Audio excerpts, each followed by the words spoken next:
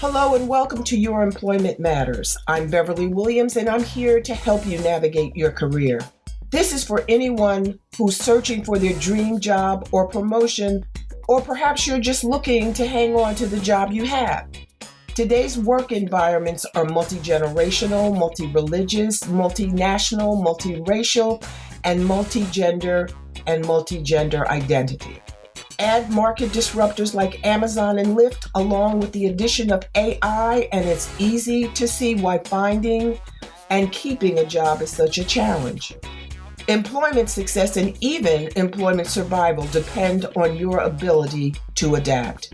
That's why my goal for this 30-minute podcast is to first advocate embracing change and differences, and second, to encourage you to proactively assume responsibility for your career.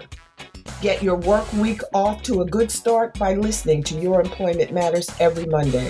Find out how to own your career and get the best practices for making your employment matter.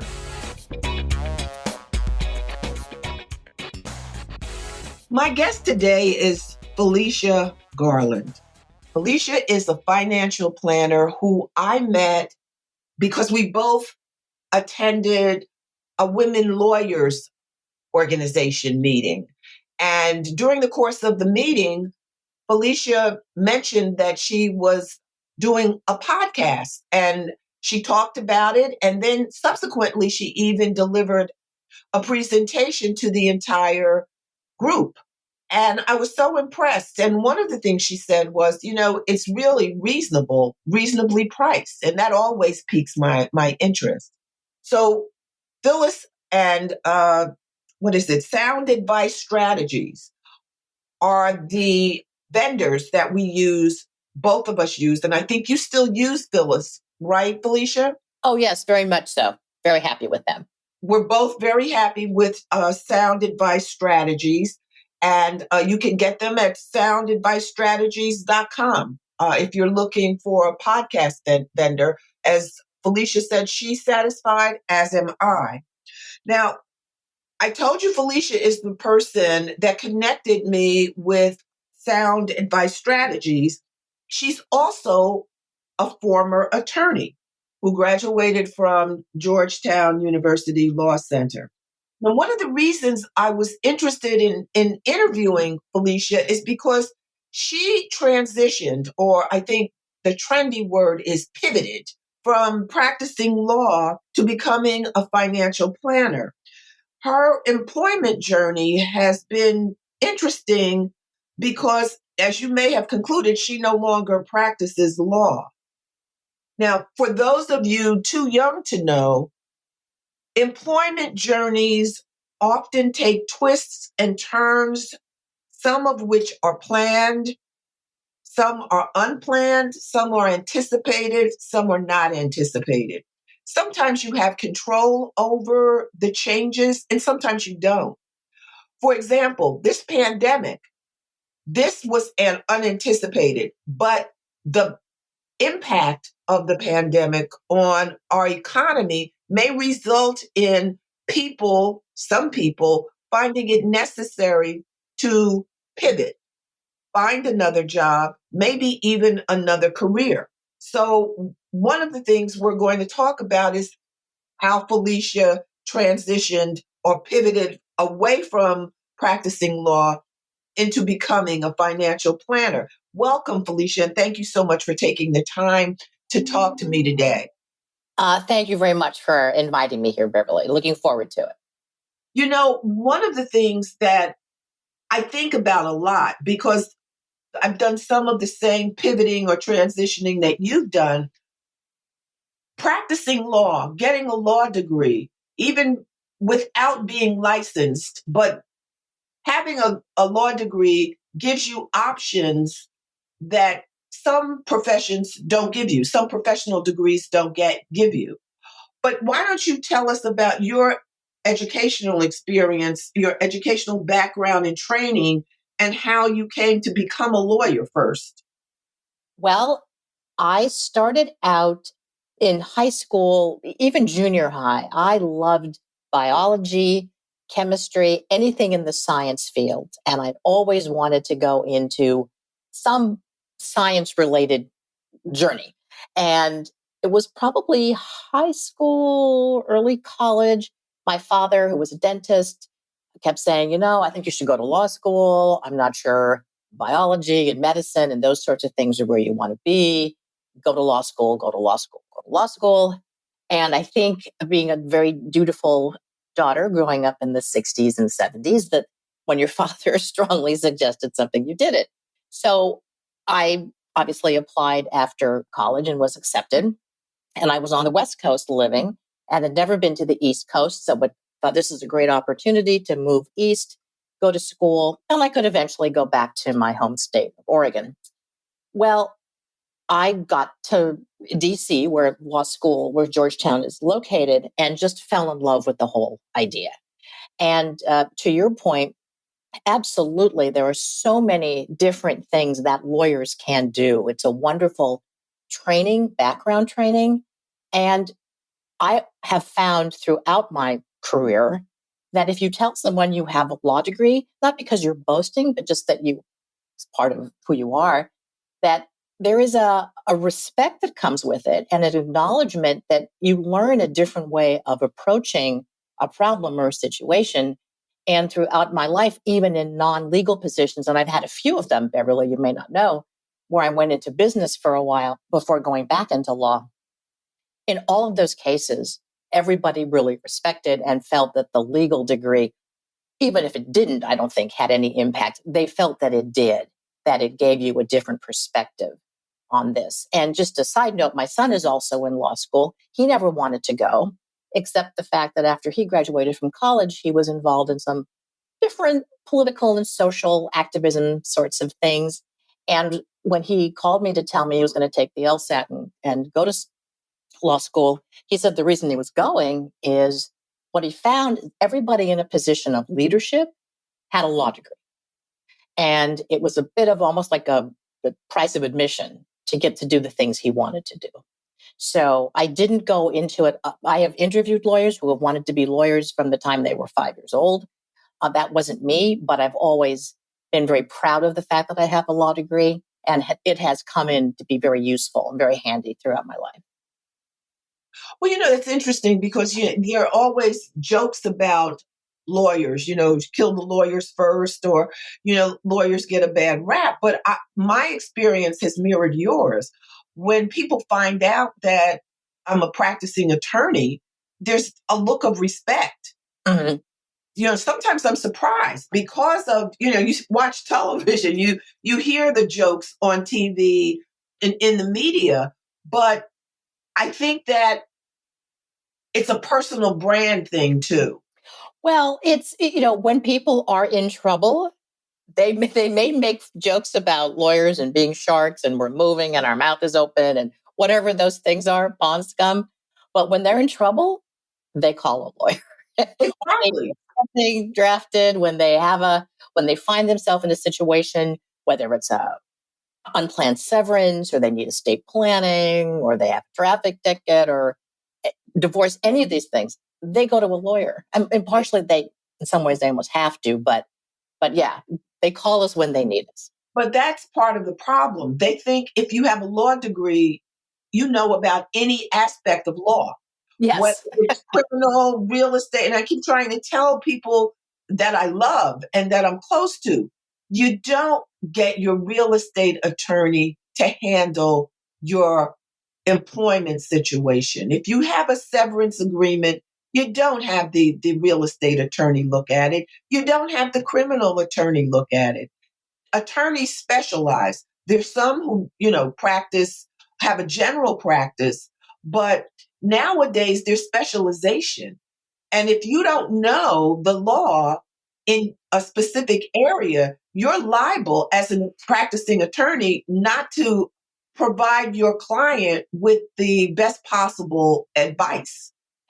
Absolutely. And you do have to sort of remind people that they do come up at cocktail parties, or as you said, your cousin or your brother-in-law's, comes up to you with they think is an informal question. They're hoping to get a little free advice. But, Always. it's kind of like asking your proctologist about plastic surgery.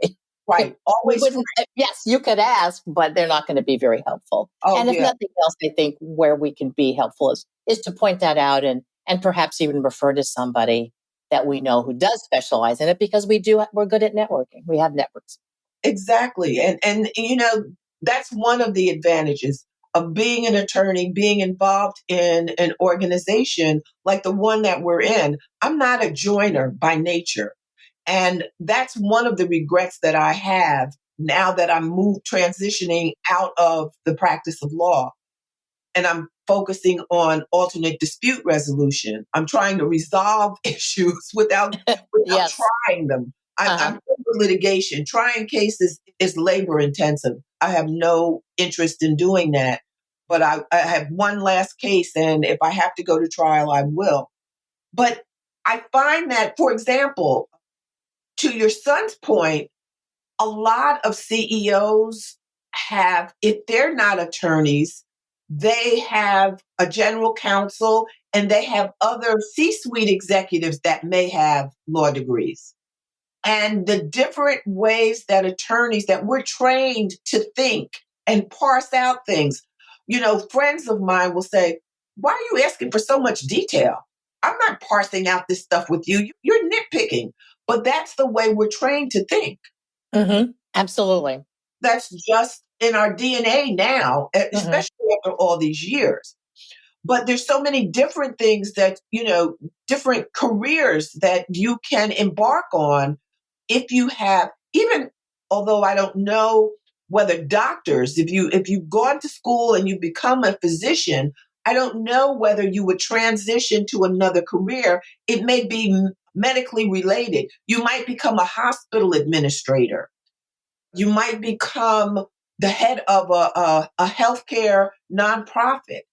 You may not practice medicine. You may not be a practicing physician, but because you are a physician, it makes you attractive to those decision makers who are trying to find someone to head an organization or lead a team on a particular initiative. So it is a really beneficial, I think, career. Professional careers are versatile, I think. Absolutely. It is 3 additional years. There's a lot of test taking, and it's certainly not inexpensive. I think, Beverly, you and I are probably the same vintage. I think it was not relatively inexpensive when we went to law school, unless you went, later in life. I don't know, but nowadays it can be quite an investment of money to do it. Well, I don't to want that, to, people think, oh, willy nilly, let's go to law school. There is a definitely a financial commitment. to your point, after high school, I went to graduate school in North Carolina at the University of North Carolina at Chapel Hill because I got a fellowship. I got a Ford fellowship and I got a degree, a master's in public administration. I didn't go to law school until much later. And I went at night. I worked full time during the day. Yeah, you were serious. My students are the most serious, most dedicated. I think they do well afterwards too because of that. Okay. You know, I didn't think of myself as serious and dedicated. I wanted to become a lawyer and I was prepared to do what it took to become one. And I had a full-time job during the day and at night I went to school and on the weekend I studied. And I made law review, so I was writing an article. It was a full it was a full 4 years, but I don't regret it. Mhm. When I look at what I was able to do, sometimes I ask myself, how did you do that? But I don't regret it. And I made friends. Some of the friends I still have. I'm really grateful for the opportunity. And I paid for my own training because I Mhm. had a full-time job. I could Mhm. afford it. you know? That's why you guys are more serious. Well, I went to Rutgers. I could afford it. Mhm. I was a New Jersey resident, Rutgers University. I had nothing to complain about, trust me. But now tell us why you changed careers. What were you looking for in your new career? Well, even when I started in law, it wasn't right out of school. A lot of my classmates, many of them, most of them, the plan was to just go straight to a firm. And I loved working in Capitol Hill. I'd done that on and off during school. So I took some couple of full-time positions, different legislators on Capitol Hill. Great to be a lawyer, many, many lawyers there, but you didn't necessarily practice as a lawyer.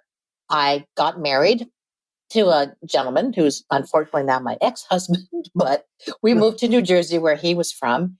And Another pivot. at that, that's another story. But he was from New Jersey and we moved up to Jersey. And I took another position, but in state government for a couple of years, met some attorneys through that process at a firm. They invited me. I joined the firm and then practiced there for about 10 years, became a partner, had two children, and took a little time off. I had my children, I was older, I had them back to back. It was tough to sort of juggle it all. But after for 6 or 7 months, I realized, this really isn't for me. I love my children, but I need to have a career. So I did go back to practice law at a law firm. I thought, and now if people know New Jersey, I was living in northern New Jersey, joined a firm headquartered in Morristown. It's going to be about a 30-minute commute. Well, it turns out they had an office in Trenton and they wanted me to work in the Trenton Oh, office because of my government background. Makes right. sense. Yeah. Except from my home, that was a 2-hour commute each way. Yeah. But I loved the work and I did it for 2.5 years or so. But it was a grind, when the school would call and say, Jonathan is sick. Can you come and pick him up? I said, well, I'll be there in 3 hours. That was tough. So a friend who was connected at Prudential, which is a large corporation in New Jersey, told me they were looking for someone with my background, but in a non-legal position for an executive business position at Prudential. Long story short, I interviewed for it, got the job. That was 20 minutes from home. That was great. And that was my first stint at business. And one of the first opportunities that I had to understand how people respected the law degree and training very much. I mean, they would turn to you as if, well, kind of not as a lawyer, but how do you view this? And so it put me in a good position. But so I viewed that transition as really one that was sort of family needs oriented. One of the first times you can pivot, but also I think representative of the fact that as a lawyer, you can do different things. That position, there was a large reorganization at Prudential. That position was eliminated. So I looked around, couldn't quite find anything like that. I loved the business side of it. So I went back to practice law, which you can do. I went in the corporate world. I went in-house, was general counsel for a smallish company in New Jersey, very much a generalist. I mean, to your point, your brother-in-law comes up and wants to know about his real estate deal, and a cousin asks you about a traffic ticket and that kind of thing. I mean, I handled soup to nuts. And it was great training. And I also loved that very much and had planned to be there forever. The recession hit in 2008, in addition to a corporate leadership change.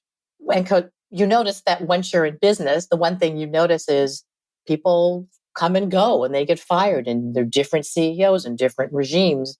And you're much more, I think, the old days of working at a company for 30 years doesn't happen as much anymore. No, it does. Anyway, It does. 2008, I am now out of a position and had been a senior lawyer, and it was a tough time to get another high level position. I was much older at that point, and I do think there's a certain amount of ageism. But also, I believe that I had probably the title general counsel, which I was proud of at the time, makes it harder. There aren't a lot of those positions out there. And frankly, I was general counsel at a smaller company. It wasn't as if it was, IBM or something. So anyway, that caused another pivot. And that was really when I looked around and I said, well, I had worked on securities matters when I was a lawyer. I knew a lot about insurance because that's what I had done. The company I worked for had been an insurance company, and I'd done insurance regulatory work. And so ran into a friend, herself a former lawyer, and she had become a certified financial planner. And she loved it. She goes, you have your time is your own. You've got children. It's a great career. Her law degree helped her. It has certainly helped me. And that's when I made that sort of second pivot back into a non-legal role. And so my pivots have been, I kind of joke, I think when I'm on my deathbed, I will look back and I will see the very clear pattern and how I got from one place to another. But I'll only see that in retrospect. From this vantage point, I can kind of see a pattern. But certainly while I was going through it, I thought, boy, this is really random. I don't know how I got here to there. There seemed to be no clear cut logic to it. But I think over time, I'll look back and see, yes, I got to do a lot of different things that I was able to take leaps of faith that maybe some people wouldn't have taken. That's a significant statement. Things happen sometimes by happenstance, but sometimes I think there's a plan that we're aware of. We just don't see it. We don't see it. We don't know what's behind it. But I'm always amazed by how things work out. I mean, like this pandemic. I signed a publishing contract in April. We shut down in March. I signed the publishing contract in April, and a year later, the book is published. So I had something to do for the entire year. And you may not have been able to do it, but for this, right? Exactly. How would I have been able to do it? But yeah, things just happen fortuitously, by happenstance, or the stars align. But somehow I found that things happen the way they're supposed to happen. That's what I tell myself. I'm not always happy about it, but I have to admit that most of the times I am. I try not to do dumb stuff. Well, and I think that's part of where a person's philosophy of life comes in, is to look at these things. Other people may say, whoa, I do at times. I have to say that I envy people who started as at a law firm, stayed there for 30 years, and now they're the managing partner. And I didn't do that. I did what I wanted to do. I did as I needed to do. I had lots of flexibility, did lots of things. Now, are they looking at me and going, whoa, my God, I wish I had done. I did same thing for 30 years. I wish I had taken some chances and tried different things. So the reason I bring that up, I think, is you have to be happy and satisfied and find and take pride and joy in whatever it is you have done. Realize that whether I was given lemons and I made lemonade, I did as well as I could.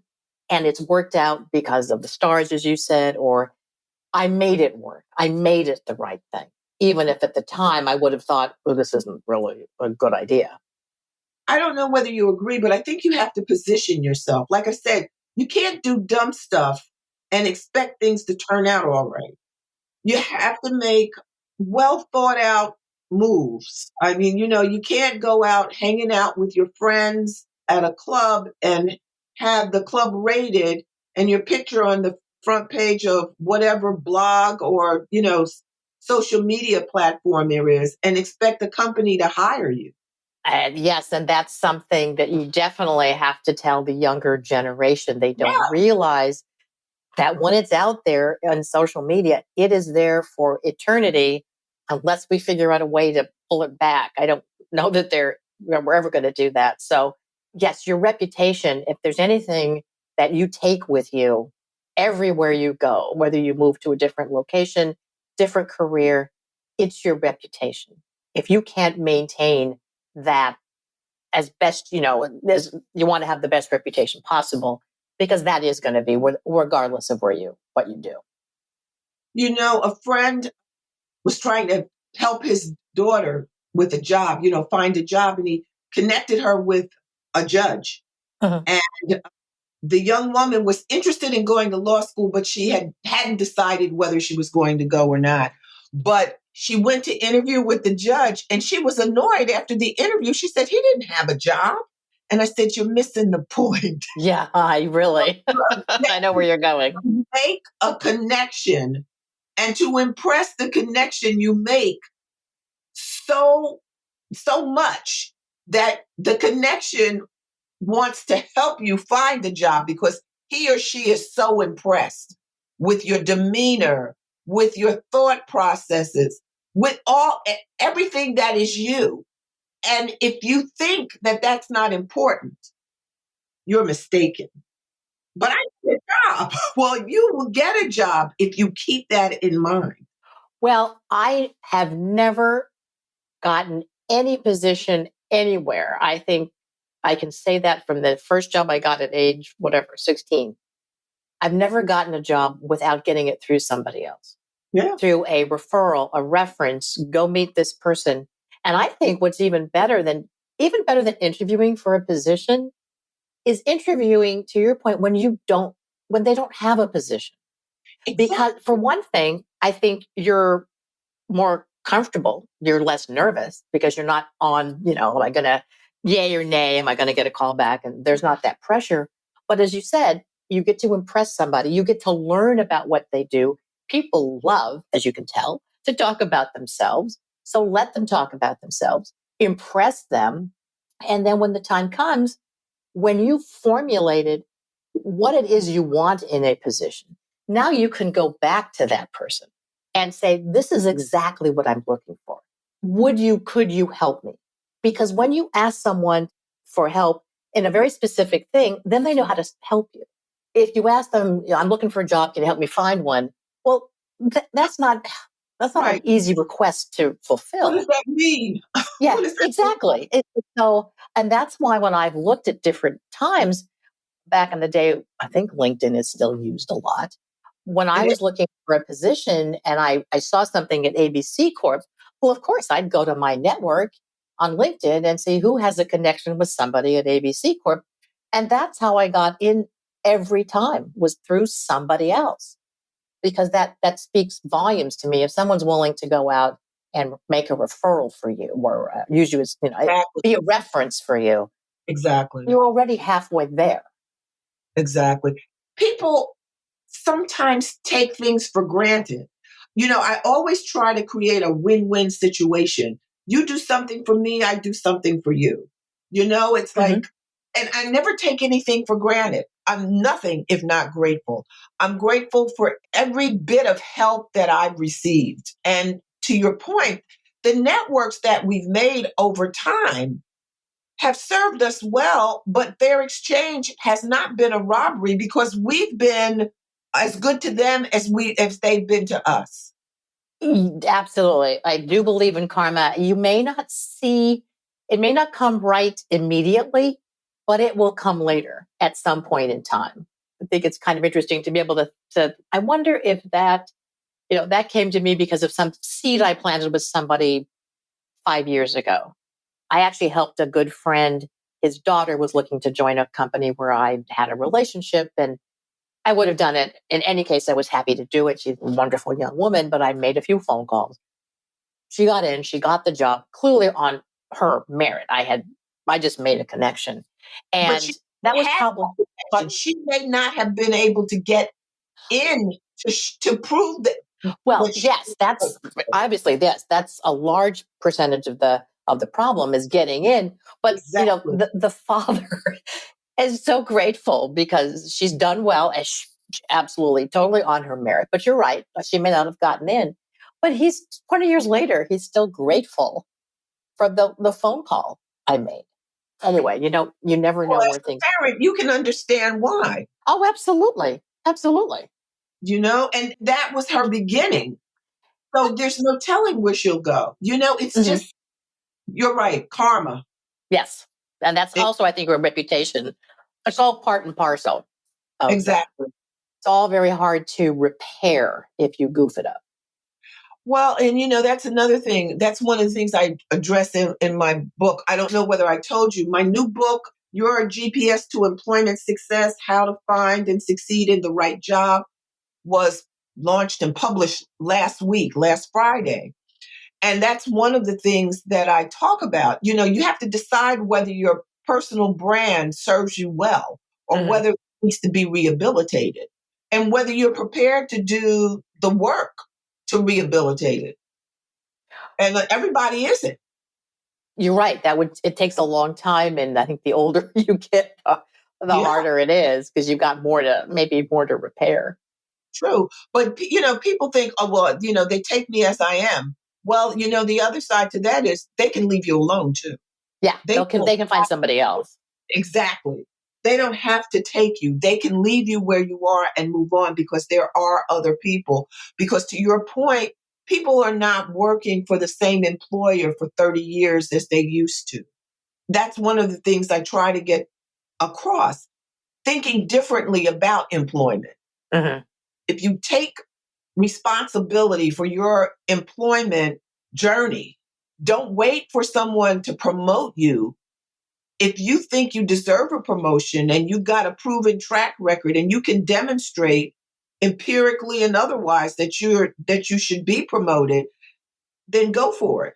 But if they don't promote you, be prepared to make a decision. Do you stay or do you go? But you don't go until you have another job. You Well, know, yes, right? absolutely. That is You know, huge. It is much true. easier to explain to people why you're leaving a job than when if you don't have one to, Exactly. yeah. Exactly. Anyway, well, Don't get ticked off and walk out the door. what you could probably, I'm sure you have, or could do numerous episodes on how to promote yourself within your company, promote what you do and your accomplishments in a way that promotes you with what doesn't offend everybody else that you work with. The old brown noser kind of. Right. There is a way to keep track of those things. And again, to your point, when it comes time to position opens up or you want to move to something or get promoted, is to have it in your back pocket, the list of things that you've done and be able to articulate and demonstrate your benefit to the company. And if they don't recognize it, then you got the basis of your resume when you go try to find another job. Well, You it's can true. show that you're results based person and what a good fit you'd be in a company. But there is a way to keep track of that to promote yourself appropriately without offending everybody. Well, what I recommend is that people offer to help colleagues Hmm. in their That's good. department and other departments. I like that cross departmental exchange. One of my best friends now is someone that was responsible for working with me through my budget. Hmm. I was one of the people who stood up at her second wedding. It's like, Uh-huh. oh, she says, Beverly, you didn't look at this. Do you see where you are? I said, are you going to help me? Yeah, well, part of it's sort of the a corollary of the your reputation. How important that is also to remember that it's a very small world. And somebody who you help today, you may not know it, but 10 years from now, they may be in a position to help you. But you Absolutely. just you can't predict who that person is going to be. So you have to treat everybody appropriately and fairly. I still get calls from people from many years ago who, they want, again, a referral or a reference or something. And it's because they did their homework and were good at the time. You want to help them, but that's all. You never know who's going to end up where. And you just have to treat everybody the way that they want to be treated. And the way you would want to be treated. People tend to be insular. It's like, how do I feel? What do I want? Okay, treat people the way you'd like to be treated. How would you like to be treated? Hmm. Is that the Yeah. way you would like to be treated? If you wouldn't like to be treated that way, don't treat other people that way. Well, what can you do for me today? Right? Yeah. That's the attitude some people have. Oh, absolutely. It's like, really? But I did a presentation in Bergen County to a group of, the judge that was being honored turned out to be my godson's uncle. Oh, And wow. I was talking about sexual harassment training and how, the Me Too movement, the Time's Up movements have changed the way people think about harassment, sexual harassment. And it should. If it hasn't, it should. Mhm. But one of the things I said was, I came across this phrase, the platinum rule. We know about the golden rule, do unto others as you would have others do unto you. But I ran across the platinum rule, and that is do unto others as they want you to do unto them. Yes, that was that was the one I was referring to. It's even greater than the sure. Exactly, but Yep. how do you know? Well, But that was my problem. I was like, okay, how do you know how they want to be treated? that's You a have very good question. Well, you have to engage people. Exactly. And that's another thing that I've been trying to do, begin discussions about thinking about employment differently and managing your career yourself and not relying on someone else to do it. Mhm. But also how we need to think differently about how men and women, how people interact with each other. Because men are sexually harassed too. Mhm. I'm sure they So, are. how do we, first of all, first and foremost, keep your hands to yourself? Oh, well, I'm a hugger. I like to hug. Well, stop it. Welcome to the 21st century.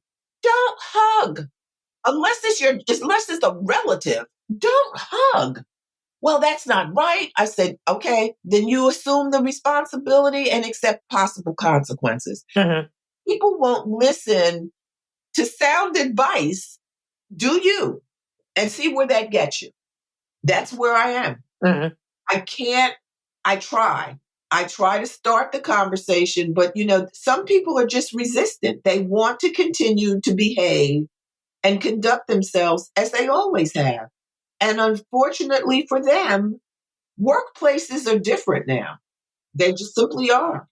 They are, and if you're not working out, they can, there are plenty of people down the road that can take your place.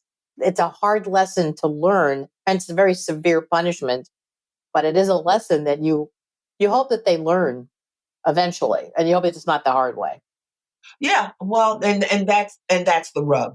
Many times it is, and they won't know it's the hard way because either they will not move up, they will not be promoted, they'll be marginalized because the decision makers have decided that they're not who they want to move up. Mhm. They won't know it though. That's a good point. You're right. They won't know. They They won't won't know. know it. So they'll either leave on their own or their position will be eliminated. Yep. And people think that you can't make this workplace supervisors, managers, CEOs, C suite executives, you can't make them promote you unless they've done something illegal. You can't make them promote you. And just because you're good at what you do, they may not promote you if you've got a snarky personality. Mhm. But some people think that I'm really good at what I do. I'm all that in a bag of chips, and well, and they don't see what's going on around them. They just don't, and they're not in the room. Have you seen Hamilton? Well, parts of it. I haven't actually seen it live. So, you Okay, mean in the room where it happens? in the room where they're not in the room where the decisions are made. Mhm. They're not in the room where it happens. So they don't know when they're being discussed. They don't even, many times, people don't even realize that there's succession planning meetings where their names have come up. Right. And it's almost like a thumbs down. Everyone Mhm. around the table is thumbs down. They're just totally unaware.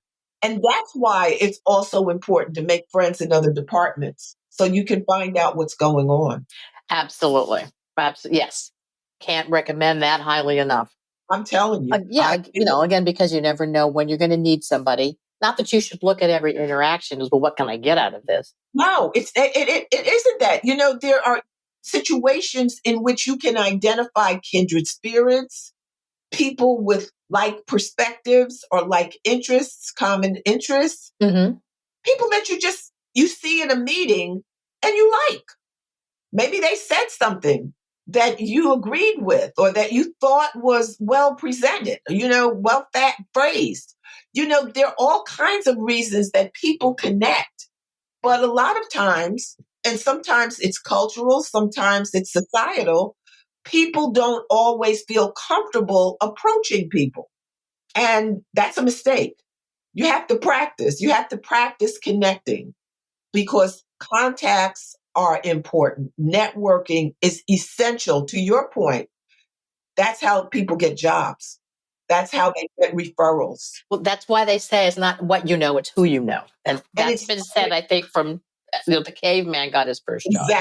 Exactly. And it's more so now. And you mentioned LinkedIn. LinkedIn is such a fabulous fabulous platform. You can just go through there and find people that you don't know, but you may have someone in common, a contact in common, or someone that you knew went to the same school, and maybe they can, it's like what is it, 6 or 7 degrees of separation, Mm-hmm. and you make the connection. And people have to be more proactive about networking, about keeping up with industry movements. What's going on in the industry that you're interested in, that you're working in?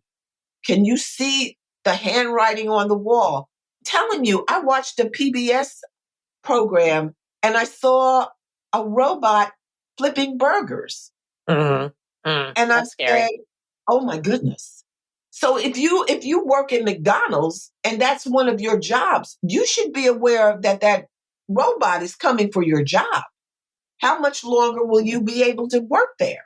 Mm-hmm. Doing those kinds of industry shifts, people need to be aware that, but people go to work and God knows, I know people have more to do than on their plate than to take on more is probably asking too much. But I'm going to tell you, if they don't keep their eye on what's going on in their industry, if they don't plan, if they don't become more strategic, they will find that their employment journey is going to be truncated and it may even go backwards. Instead of moving forwards and moving each job being, increasingly more responsible and paying more, they may regress. Mm-hmm. Well, you really hope that they start, if they don't do it now, that they start teaching this in high school and college to people, these basic relationship and employment skills. I know of a couple and have interviewed a couple of employment coaches. I mean, people who really help you draft your resume and get you out there. And they work a lot with college students, as you can imagine. And by the time you get out of college and you're sitting around or been on the sofa for a year trying to get a job, it's really hard to sort of backfill and learn how to do all these things. Where if they had taught these kids early on in high school and college, maybe they wouldn't be in a position after graduation to not have a job to go into. But again, I'm sure that's probably been something else you've had an episode or two on. Well, I'm going to interview a university career counselor. Mm-hmm. I did a webinar with her for their students, and I was impressed by the scope and breadth of the presentation that she gave. It was very impressive. These career counselors, these college career counselors are doing a fabulous job in preparing these young people to find employment. If they do, if they follow the recommendations, you can lead a horse to water, but you can't make them drink. And if they don't drink, if they don't follow the guidance from their career counselors, I don't know how they'll be successful. Mm-hmm. No, you're right. You can't make someone do these things. You can only advise. But it's really interesting. And I was watching another PBS show, and they were marketing people, creatives, and in a creative industry. I don't remember which one. And one of the women said, "Oh, if I don't get a thank you note after an interview, I don't care how good the interview went. Mm-hmm. I just toss it. Mm-hmm. I don't even follow up with it." I said, "Oh my God, I wonder if they know that." Because everyone doesn't send thank you notes. Well, or they'll send a text or something, or a little one liner with an emoji. They Right. don't realize that it should be a little more formal process. But even, I mean, seriously, they don't even, not even the emoji. It's like, oh, I aced that interview, and they move on to the next thing they're doing. And then they wonder why they don't hear back. Exactly. I really don't understand it. But before we end, do you have any advice for anyone who's thinking about pivoting from one career to another? Is there anything that any sage advice, Felicia, that you would give them? If you have the luxury of having time to make the pivot, as I kind of going through my pivots, the first one was more, I had more control over, the second one, not so much. But if you have time to really sit back and ask yourself some tough questions, what really would be fulfilling for you? And it may not be something that's the most prestigious or earns the most money. I mean, you do have to know how much money you need, of course, but to really be able to take stock of what you don't want to pivot too many times. And I guess that's my point. So make sure that the pivot that you make, and there are lots of people to help you decide, understand the questions you should be asking yourself, getting yourself ready. If it's, reputationally, you might have to kind of repair something.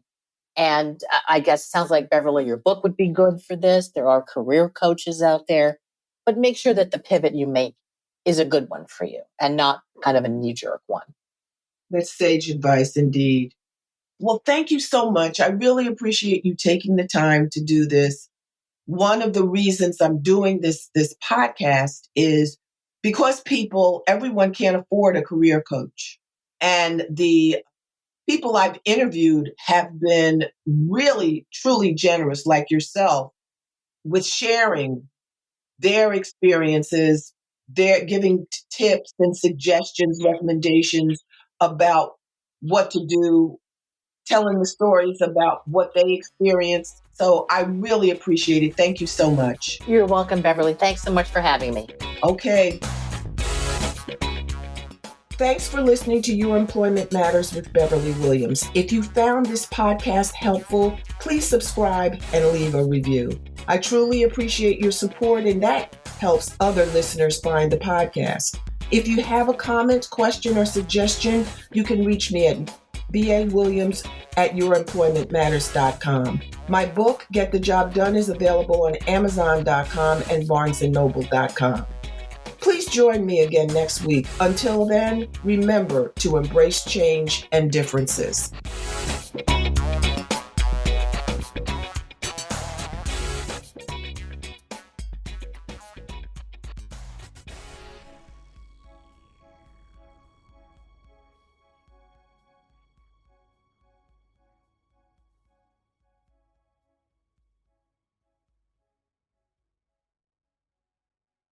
This podcast is part of the Sound Advice FM network.